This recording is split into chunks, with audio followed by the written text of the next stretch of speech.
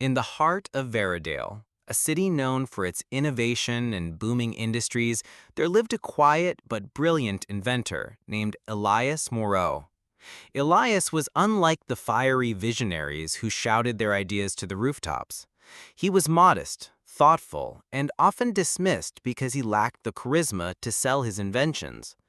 Time and again, Elias would present his proposals to businessmen, only to be brushed aside.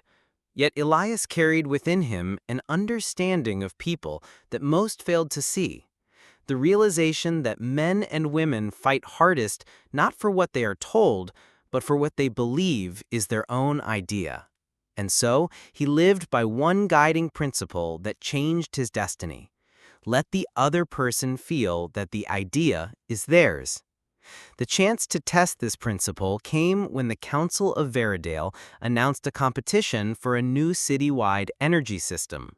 Coal was polluting the skies, disease spread through the smog, and the people longed for change. Dozens of inventors scrambled to present their plans: giant turbines, elaborate coal filters, even proposals to import foreign technology. Elias, however, had quietly developed a design for a clean, water-powered grid that could transform the city. He knew it was brilliant, but he also knew that if he merely presented it, prideful councilmen would dismiss it as too radical. To win, Elias would need not just logic or facts, he would need the council to feel that they had invented the very solution he offered. The council president, Lord Renshaw, was a man of immense pride. Known for his booming voice and towering presence, he despised being lectured or proven wrong. Many inventors had tried to impress him with charts and technical jargon, only to walk away humiliated as Renshaw thundered, "You presume to know better than I?"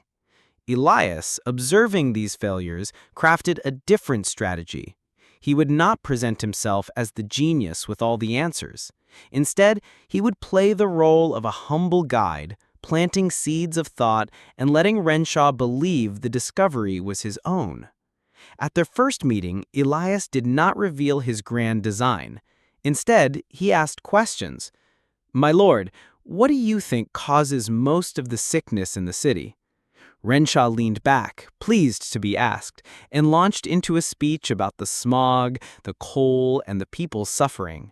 Elias nodded, eyes wide, as though every word were revelation.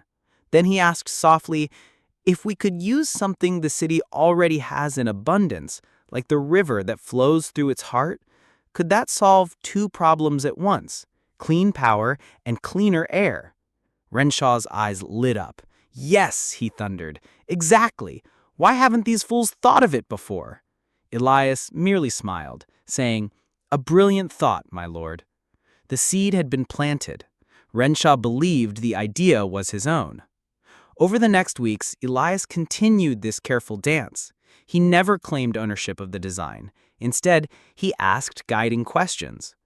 Would it not be wise, he suggested gently, to harness the current in a way that requires less coal?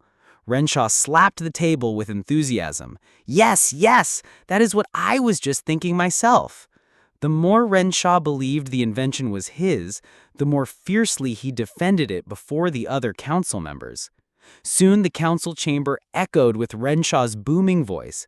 "We must build a water-powered grid. It is the only way forward."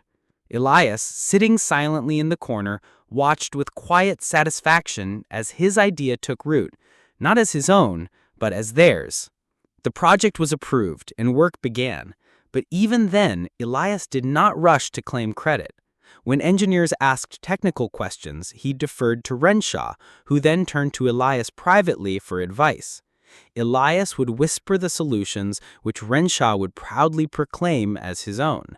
Far from resenting this, Elias understood the truth. If Renshaw felt ownership, he would fight to the death to see the project succeed. If Elias had demanded recognition, the council's pride might have sabotaged the entire endeavor. Instead, by letting others hold the torch, Elias ensured the fire burned brighter. Months later, the new water-powered grid roared to life. The city skyline cleared of smoke, children played under blue skies for the first time in years, and the people hailed the council as visionaries. Statues were erected in Renshaw's honor, poems written about his ingenious leadership. Elias stood in the crowd, unrecognized, yet smiling. He knew the truth. The invention was his, but the victory belonged to all. He had given the city not just clean energy, but a sense of pride, because he had allowed others to believe they were its authors. Word of Elias's wisdom spread quietly. Merchants came to him not because he demanded glory, but because they found that their own enterprises thrived when they worked with him. A cloth merchant once confessed, "I do not know how you do it, Elias, but every time we speak, I walk away convinced that I had the best idea."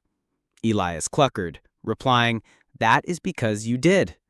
In truth, he had merely guided their thinking, shaping raw thoughts into brilliance and letting them believe the discovery was theirs.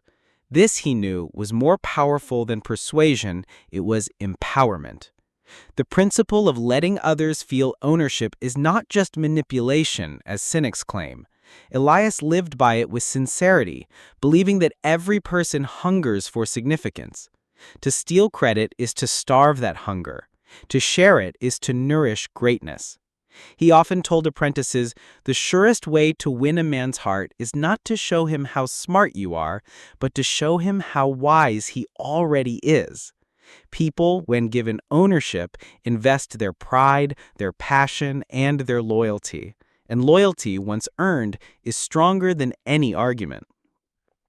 Years later, when Varadale faced another crisis, flooding from the very river that powered the city, Elias was called upon once more. This time, rival engineers argued bitterly about how to protect the city walls. Rather than presenting his own plan, Elias convened them and asked, "What do you see as the greatest risk? What would you propose as the first line of defense?" At first, they shouted over each other, but Elias listened patiently, drawing out their ideas, combining their thoughts, and gently asking, "Could these not work together?" Slowly, the engineers began to believe that the solution was their collective creation. When the final design was implemented, the floodwaters were tamed, and once again, the people praised the brilliance of the council and engineers. Elias remained silent, smiling. This principle works beyond councils and inventions. It breathes life into families, friendships, and marriages.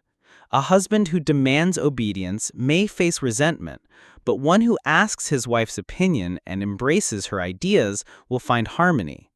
A teacher who lectures endlessly may bore students, but one who lets them arrive at answers themselves sparks enthusiasm. A leader who dictates from above may gain compliance, but a leader who lets the team believe the strategy is theirs earns commitment. In every arena of human life, people fight for what they feel they created. Elias's life proved that greatness is not measured by credit taken, but impact made. When he was old and gray, sitting by the river that he had once harnessed, his students asked if he regretted never receiving recognition. Elias smiled and shook his head. Recognition fades with time, but when you give others the gift of ownership, they carry it into the future. My name may be forgotten, but the city thrives. That is legacy enough. His words became legend, passed from generation to generation, teaching leaders that humility often carries greater power than pride. The world often glorifies those who shout the loudest, claim the most, or stamp their names on every creation. Yet the wisest among us know a deeper truth. When we let others feel the idea is theirs, we awaken their spirit. We transform bystanders into allies, skeptics into believers, and rivals into champions. We do not diminish ourselves in the process. Rather, we multiply our influence. For every idea shared becomes a seed planted in the hearts of many. Elias Moro's story reminds us that in persuasion, the path of humility is the path of victory. To force an idea upon others is to invite resistance. To guide them gently until they exclaim, "This is mine," is to invite passion, loyalty, and enduring support. The principle requires patience, empathy, and a willingness to place results above recognition. But those who master it wield a power far greater than authority. They wield the power of belief. And so the city of Veradale stands not merely as a monument to invention, but as a living testament to Dale Carnegie's wisdom. Let the other person feel that the idea is theirs. When you practice this, you cease to be a lone thinker and become a cultivator of vision. You cease to be a lecturer and become a guide. You cease to fight against human pride and instead harness it for noble ends. In doing so, you will not only win cooperation, but inspire greatness in those around you. And though your name may fade, your influence will echo for generations, carried by the very people who believe it was their idea all along.